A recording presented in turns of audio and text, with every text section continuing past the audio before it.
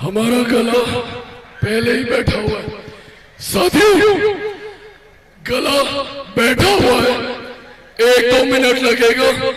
भाषण देते देते थोड़ा सा गला खुल जाएगा। आप सब बैठ जाए। 2-3 मिनट हम बोलेंगे तो आवाज थोड़ा खुलने लग जाएगा। साथियों, आज जब यहाँ आप लोगों के बीच आया हूं,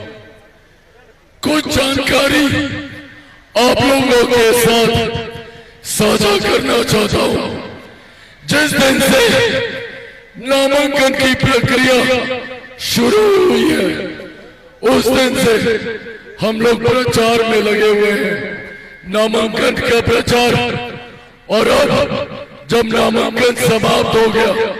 तो विधिवत प्रचार में हम लोग तमाम एनडीए के नेता, हम लोग कार्यक्रम सभाओं में हम लोग जा रहे हैं। जहां जहां भी हम लोग जा रहे हैं, एक बात तय है, एक बात स्पष्ट है, जो सर्वे रिपोर्ट आ रहा है, जहां पे भी हम लोग जा रहे हैं, जो रुझान मिल रहा है, एक बात तय है, एक बात स्पष्ट है कि 14 नवंबर के बाद एक बार फिर बिहार में एनडीए की सरकार बनने जा रही है। इसमें कहीं कोई संदेह नहीं है। ऐसे में जब बिहार में एनडीए की सरकार बने तो ये जिम्मेदारी, ये जवाबदेही आप सबकी बनती है कि उस एनडीए की सरकार में बोचा विधानसभा से जो आपके क्षेत्र का प्रतिनिधित्व बिहार विधानसभा में करे, वो एनडीए का विधायक होना चाहिए, वो लोक जनशक्ति पार्टी रामविलास का विधायक होना चाहिए। ये जिम्मेदारी आपके ऊपर है। साथियों, आज अगर गलती से भी कोई गलत फैसला हो गया और कोई विपक्ष का विधायक चुन लिया गया, तो वो अगले 5 साल सिर्फ आप लोगों को बहाना देगा, झूठ बोलेगा कि बिहार सरकार उसका साथ नहीं देती, बिहार सरकार उसका काम नहीं करती। ऐसे में जब एक बात तय है, एक बात स्पष्ट है कि एक बड़े बहुमत के साथ, एक बड़ी जीत के साथ मुख्यमंत्री नीतीश कुमार जी के नेतृत्व वाली, हमारे प्रधानमंत्री नरेंद्र मोदी जी के सोच वाली, जीतन राम मांझी जी के समर्थन वाली, आदरणीय उपेंद्र कुशवाहा जी के साथ वाली जब एनडीए की सरकार बन रही है, तो ऐसे में बोचा विधानसभा की समस्याओं को मजबूती से उठाने वाली आवाज भी एनडीए की होनी चाहिए, ताकि कल को बेबी कुमारी जी मुख्यमंत्री नीतीश कुमार के बगल में बैठकर प्रधानमंत्री नरेंद्र मोदी जी से संवाद कर आपके क्षेत्र की समस्या का समाधान कर सके, बोचा विधानसभा का विकास कर सके, ये सोच होनी चाहिए। साथियों, आज जब मैं यहाँ आप लोगों के बीच मौजूद हूँ, मेरे लिए ये एक भावुक क्षण भी है, क्योंकि आज मुझे मेरे नेता, मेरे पिता आदरणीय रामविलास पासवान जी 2015 में उनकी पीड़ा आज मुझे याद आती है। 2015 में मेरे पिता आदरणीय रामविलास पासवान जी चाहते थे कि लोक जनशक्ति पार्टी रामविलास से बोचा विधानसभा से अगर कोई विधायक बने तो वो बेबी कुमारी जी बने। इन्हीं को उन्होंने अपना आशीर्वाद देने का काम किया था। 2015 में अगर परिस्थिति आपको याद हो तो मेरे पिता ने इनको बुलाकर अपने हाथों से सिंबल देने का काम किया था, पर उस दौरान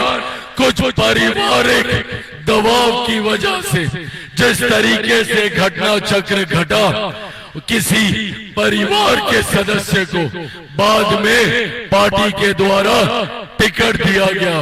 आज ये पहली बार मैं आप लोगों के बीच ये बात बोल रहा हूं कि इस बात की पीड़ा मेरे नेता, मेरे पिता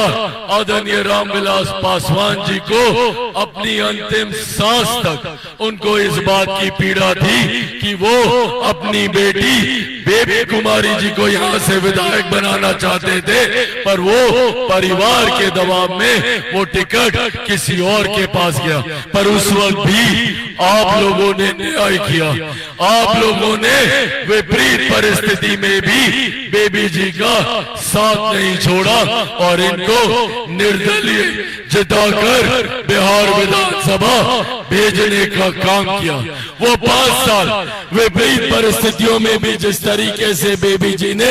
तत्परता से अपने क्षेत्र के विकास के लिए कार्य करने का काम किया, निरंतरता में मेरे पिता से मुलाकात करके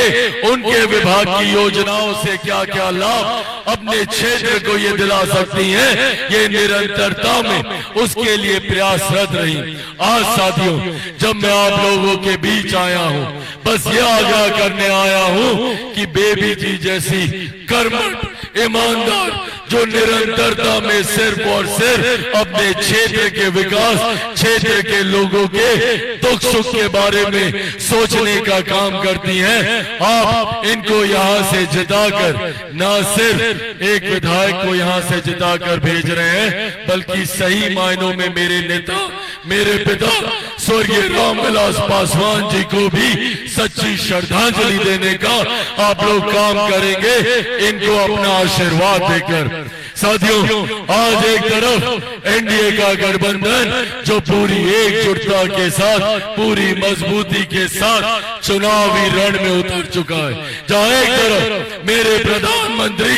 दिन रात बिहार के विकास की चिंता करते हैं। ये कोई सामान्य परिस्थिति नहीं है कि एक प्रधानमंत्री, देश का प्रधानमंत्री किसी एक राज्य में एक साल के भीतर 11-12 बार आए। अभी कल फिर से मेरे प्रधानमंत्री